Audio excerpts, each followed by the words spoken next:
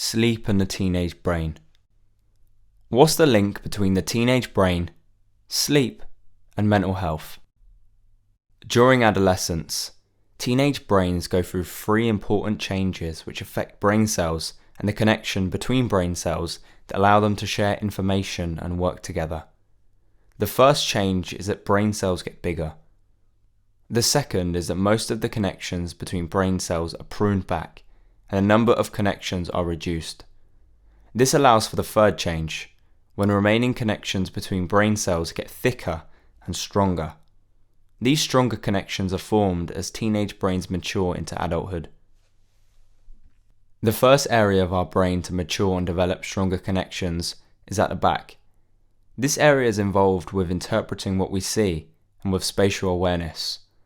So, when teenagers first lose these connections, they sometimes feel clumsy, especially when they go through growth spurts and have to adjust and get used to changes to their body shape. The last area of the brain to mature is at the front.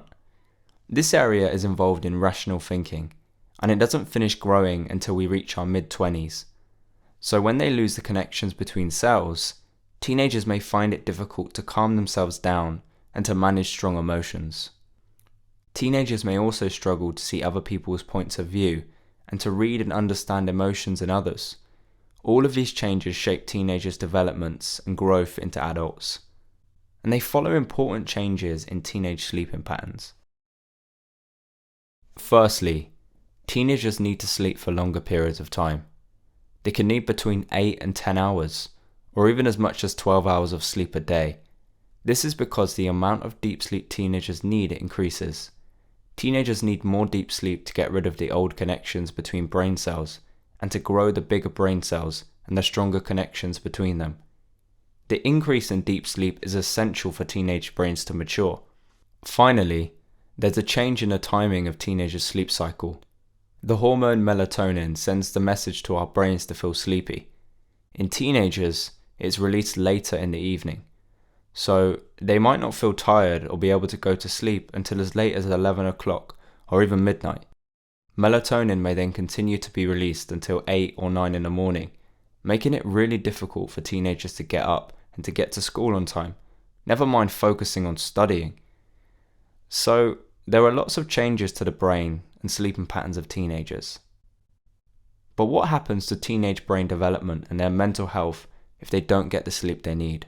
If emotional needs are unmet and we become stressed or worried, there's an increase in the amount of time we spend in REM sleep. REM stands for rapid eye movement and is the phase of our sleep when we do most of our dreaming. REM sleep protects our mental health by discharging the emotions we've not acted upon when we're awake. This calms our brains down. This is true for all of us, teenagers and adults. When there's an increase in REM sleep, it starts earlier on in the night, lasts for longer periods of time, and uses lots of energy. As well as giving rise to the low mood and loss of motivation seen in depression, this increase in REM sleep prevents us getting enough deep sleep. And if a teenager is worried and stressed, and therefore having too much REM sleep, they may not be getting enough deep sleep to support the development of their brain.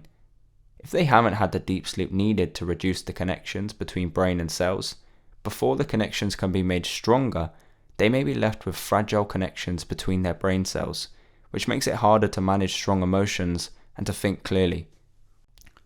Having too much REM sleep in response to stress and then losing deep sleep can prevent the healthy development of the teenage brain. But what happens if there's too little REM sleep? We need REM sleep to reduce stress and calm emotions from the previous day. When we don't get enough REM sleep, the brain's security officer, the amygdala, is left in a heightened state of emotional arousal. So, loss of REM sleep can make all of us, teenagers and adults, more likely to take risks and to act impulsively. Most REM sleep takes place in the second half of the night before we wake up.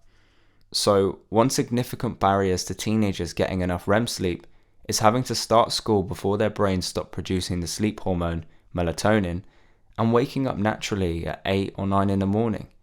Other barriers to getting enough REM sleep include insomnia and repeated nightmares. Insomnia and nightmares are often caused by anxiety about unmet emotional needs. The loss of REM sleep can increase the risks of acting upon suicidal thoughts or upon impulses to self-harm. Indeed, insomnia is considered by many sleep studies to be a key risk factor for suicide. This is because the loss of REM sleep can leave a young person struggling to manage negative emotions. So, to support healthy brain development and good mental health, it's critically important that we support teenagers to get the right amount and quality of sleep. What can we do to support teenagers? Well, in an ideal world, they would be able to sleep for longer in the morning and start school later. But until society catches up with nature, here are some steps to get us started. Think about the morning routine. Are there changes that can be made that mean a teenager can stay asleep for longer? For example, showering before bed, getting bags ready, even eating breakfast on the way to school. The evening routine is important too.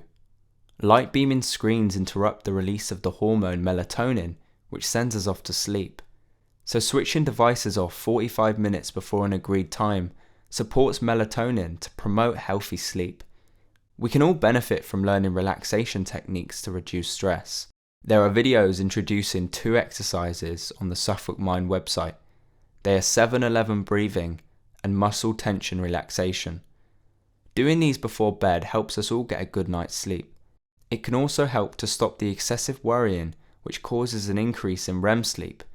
When we're calm, we can think about how well our emotional needs are being met and make plans to meet them better. Ask your GP about social prescribing and ways to better meet your emotional needs, or look at the Suffolk Mind website. If there are any traumas or addictions which are getting in the way of meeting emotional needs in a healthy way, ask about accessing help to address these needs as well. Finally, seek advice on how you can protect your mental health by improving the quality of your sleep. You can start by watching other videos on the Suffolk Mind website.